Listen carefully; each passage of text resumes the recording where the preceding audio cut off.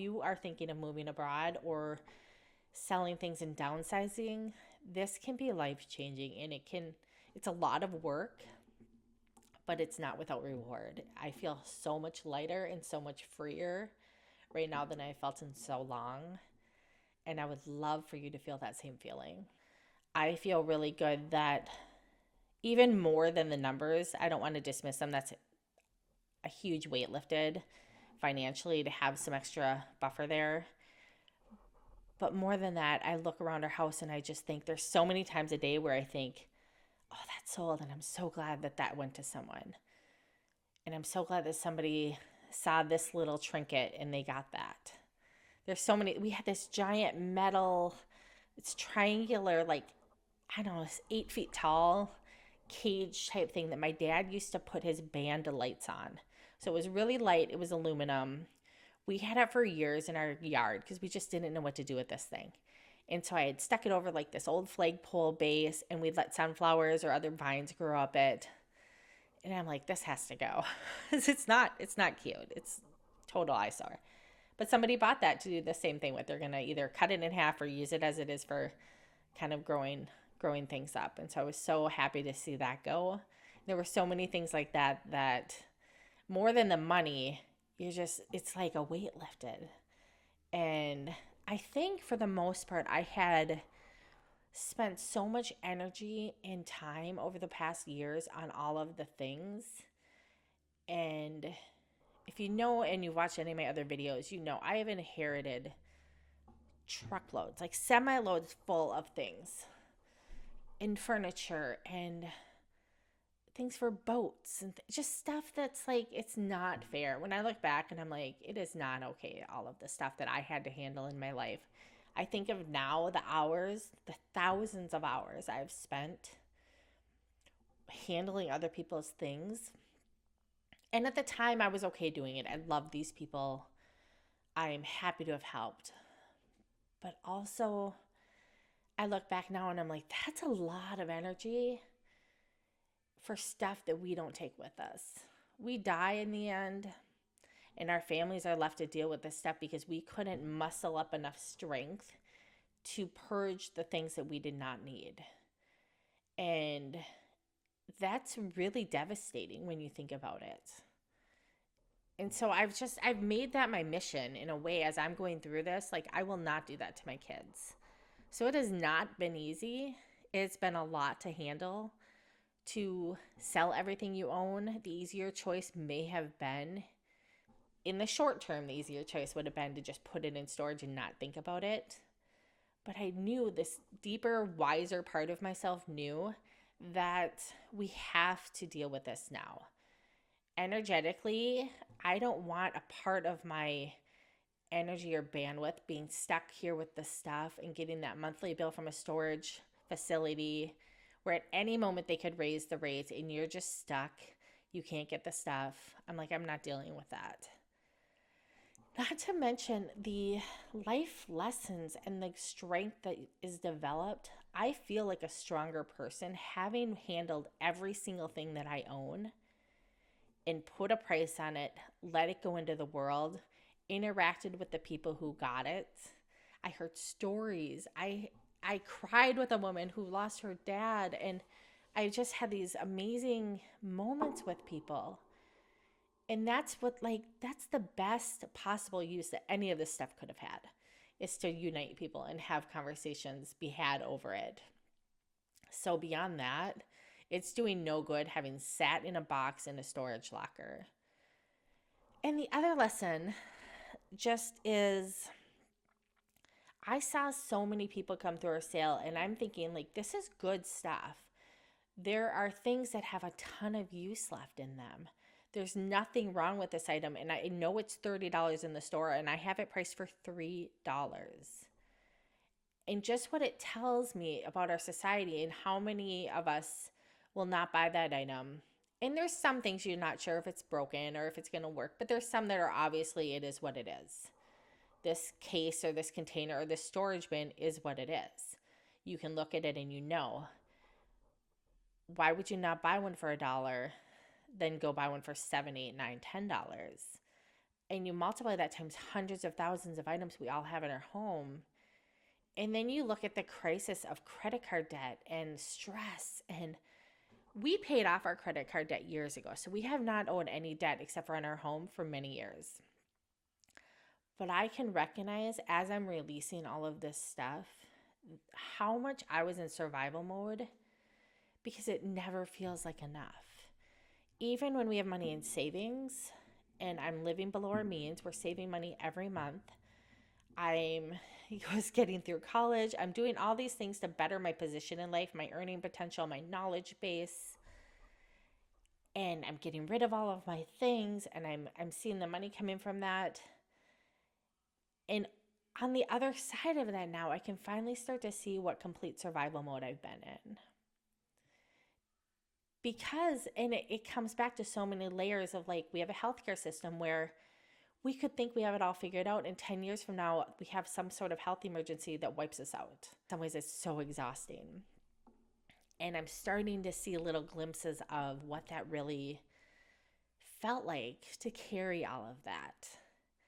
And I happened to, like, somewhere in my mindset switch my thinking that all of that stuff was like some sort of comfort blanket. That's how I used to feel in my 20s. And somehow after inheriting so much and letting stuff go and then inheriting another round and then another round, I no longer look at it as a comfort blanket. I can see why my grandparents did, having lived through the Great Depression and war times. And I can see how my parents were brought up. Like, they didn't have the option of credit cards when I was a baby. That was something that came later.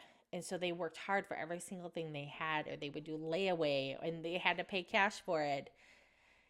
And we're the first generation that grew up under a completely different set of rules. And so I felt like as I was releasing all of these things, that I was breaking like generational energy and habits and this need to hoard stuff around us to keep us safe. And instead I'm freeing myself of it. I have to trust that I have the energy, the know-how, the resourcefulness, the circle of people, and money, the money now in the bank, that when I'm ready, I can go buy the things I need again. And I guarantee I will be so much more careful about what comes in my home from this point forward. I don't ever want to be in that position again where there's stuff in every cabinet and drawer overflowing and I'm spending my time shopping just for fun. I look at things so differently now, and I'm going to do actually a couple videos all about it because I have noticed so many breakthroughs in my mindset, or what I notice now.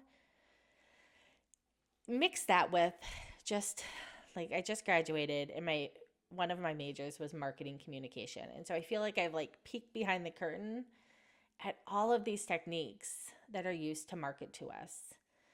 And then having sold the stuff myself, and we just stopped buying things other than like food and stuff we actually needed to fix the house or things like that.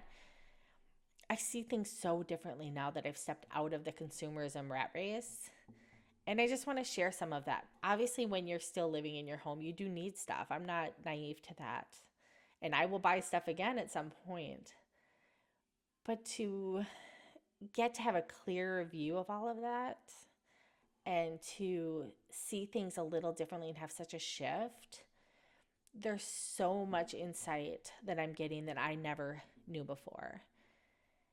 And I think it will help people. And it's helping me have more peace and disassociate my identity from my things. And I don't think I realized how wrapped up my identity was with the home I live in, the cars we drive, and the clothes we wear, and what it really feels like to cut those strings that are tying all of that together, and to have to show up and trust that you're enough without all of the things selling your identity for you. So I'm really excited to talk more about that. I'm writing down my thoughts and working through that right now so I can really share some cohesive thoughts on it. Also, just keeping in mind, you may have had a garage sale in the past where You're like, I did all this work and I sold stuff and only a couple $100 worth of stuff sold. Look at my other videos where I show how we marketed the garage sale, because that helped a ton. But also, when it shifted into now we're selling everything, that added so much more stuff into the sale that, like I said before, we never would have sold. And those were some high dollar items. And that got more people to the sale, which in turn had more people buying more stuff. We had many people looking through our sale for a half hour or more. There was so much stuff, and they would just kind of just look through all sorts of stuff. They'd bring stuff to the table. They'd start a pile over and over and over. I saw this. And so much of the tools in the household, we wouldn't have sold the hoses or the tomato cages, the gardening things, the shovels, the tractor, the lawnmower type thing, the four-wheeler, the trailers, things like that wouldn't have been sold. And so when you do decide to go all in, if that's what you do, know that the money will show up, and you kind of you go for it. And then you have these other secondary options. Anything that was small and shippable, I would sell on eBay. And like I said, in many of my videos, I started a year plus ago on this. I was 3-4 years ago manifesting this to happen. And I started selling stuff then because I was like, my husband's not ready. I'm not going to push him. But what can I start doing so that whether we stay here, whether we travel part-time, whatever we do, we have less stuff I'm like keeping mental inventory on, and we have more money in our pocket. And so I've been doing this now pretty aggressively for a few years. That was a big thing because it is hard. Sometimes you want to sell things when someone's in your actual garage looking at stuff. There's a different type of buyer than somebody who's looking for something on eBay. And I have some videos about it, and I can talk all kinds of things about it if you want to know any more about what makes me decide what to do which thing, as well as a clothing one like a Poshmark, as well as a marketplace or a Craigslist.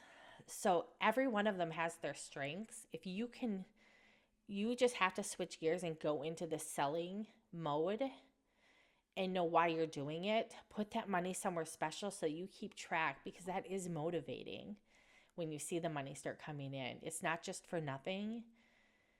I promise you, it's like this. It starts to get some momentum and you see the value in it. Suddenly I found myself looking through the house like, what else can I sell that I don't use?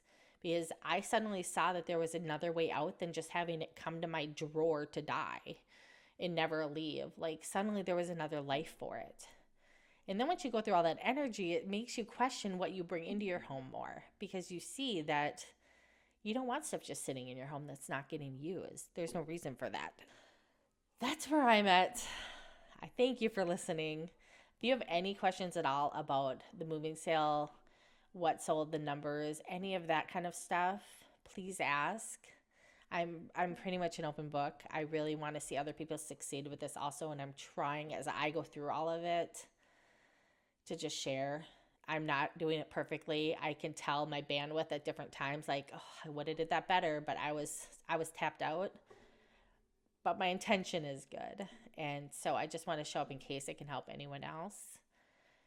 And also, I go watch the previous couple videos about the moving sale where I really share how I price things, the whole, ideology behind what prices, how I marketed it, what type of signs I did, how soon I put it up, all of those things. A gift on my website, it's called the Pivot Planner.